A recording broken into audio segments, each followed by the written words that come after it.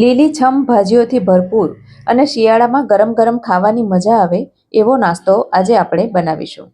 ખૂબ જ હેલ્ધી અને ટેસ્ટી. તમે એને ભાજીના મૂઠિયા પણ કહી શકો અને વડા પણ કહી શકો. તો ફ્રેન્ડ્સ, મારા વિડીયો તમને ગમતા હોય અને મારી ચેનલને તમે હજી સુધી સબસ્ક્રાઈબ ન કરી હોય તો પ્લીઝ જલ્દીથી સબસ્ક્રાઈબ કરી દેજો.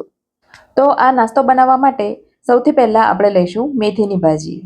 મેથીની ભાજીને ધોઈ એના પાન તોડી કોરી કરી અને સુધારી લીધી છે અને સુધાર્યા પછી કપમાં લઈ લીધી છે. તો 2 કપ ભરીને સુધારેલી મેથીની ભાજી લઈશું. મોટા વાસણમાં જ લેવાનું, જેથી આપણને લોટ બાંધવામાં સરળતા રહે. હવે એ જ કપના માપથી 1 કપ ભરીને લઈશું સુધારેલી પાલકની ભાજી. તો એ પણ એમાં ઉમેરી દઈશું. હવે 1 કપ ભરીને લીધી છે લીલી ડુંગળી. લીલી ડુંગળીને પણ ઝીણી સુધારી અને કપમાં લઈ લીધી છે અને એને પણ આપણે સાથે ઉમેરી દઈશું. હવે આ છે લીલી ડુંગળીનો સફેદ ભાગ, જેને થોડા લાંબા ટુકડામાં કટ કરી લીધો છે અને એ પણ ઉમેરી દઈશું. હવે લીધું છે ઝીણું સુધારેલું લીલું લસણ.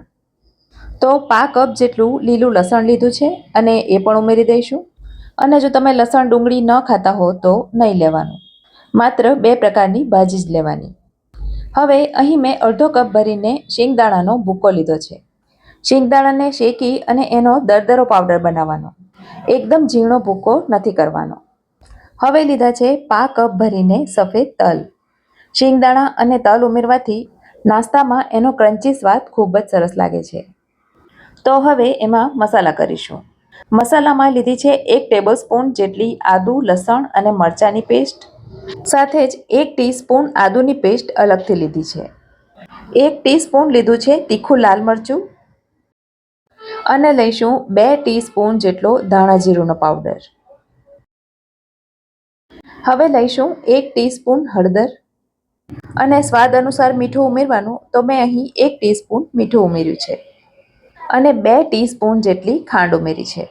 તમને મીઠાશ વધારે ગમતી હોય તો વધારે ખાંડ ઉમેરી શકાય.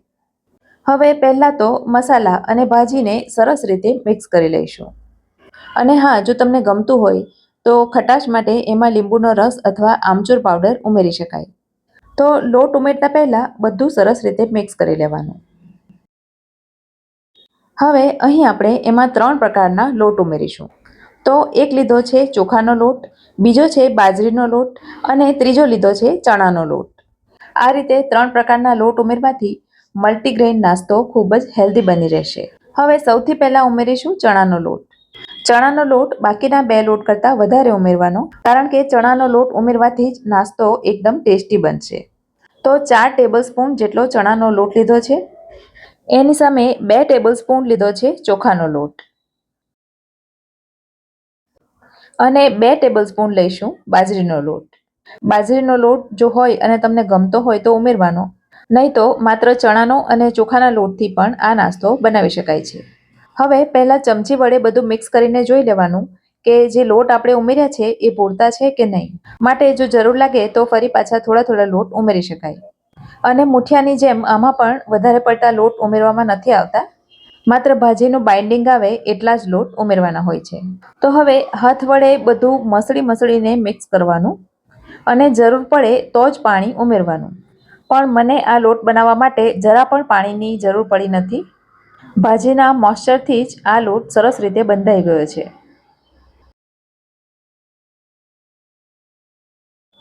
હવે હાથ ઉપર થોડું તેલ લગાવી લોટમાંથી એની નાની નાની ટીકીઓ વાળીશું.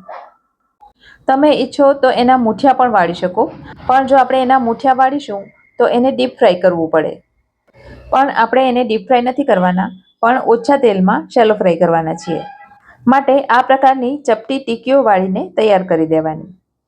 હવે એક ફ્લેટ બોટમવાળા પેનમાં થોડું તેલ લઈ લેવાનું અને જે પેન આપણે લીધું હોય એ જાડા તળિયાવાળું હોવું જોઈએ, જેથી કરીને જે મૂઠિયા આપણે તૈયાર કર્યા છે એ નીચેથી ચોંટે નહીં. શરૂઆતમાં ગેસની ફ્લેમ મીડિયમ રાખવાની અને પેનમાં સમાય એટલા મૂઠિયા અંદર મૂકી દેવાના અને ત્યાર પછી ગેસની ફ્લેમ લો કરી દેવાની અને લો ફ્લેમ પર જ એને આરામથી થવા દેવાનું. કારણ કે હાઈ ફ્લેમ પર જલ્દી કરીશું તો ઉપરથી તો ચડી જશે પણ અંદરથી કાચા રહેશે. તો એક સાઈડ થતાં 4 થી 5 મિનિટ લાગશે. ત્યાર પછી એને બીજી તરફ ટર્ન કરીને બીજી તરફ પણ 2 થી 3 મિનિટ સુધી થવા દેવાના અને આ જ રીતે બધા મૂઠિયા શેલો ફ્રાય કરી દેવાના. આ મૂઠિયા ગરમ ગરમ અને ઠંડા થયા પછી પણ ખૂબ જ ટેસ્ટી લાગે છે અને ધાણા ફુદીનાની લીલી ચટણી અથવા તો ટોમેટો કેચઅપ સાથે ખૂબ જ ટેસ્ટી લાગે છે અને ચા સાથે તો એમનેમ પણ ખાઈ શકાય છે. માટે જો બાળકો સાદા મૂઠિયા ન ખાતા હોય તો આ વાનગી તમે જરૂરથી ટ્રાય કરી જોજો. રેસીપી જો ગમી હોય તો વિડીયોને લાઇક કરજો અને તમારા સર્કલમાં શેર કરજો. તો ફરી મળીશું આવી જ એક નવી રેસીપી સાથે.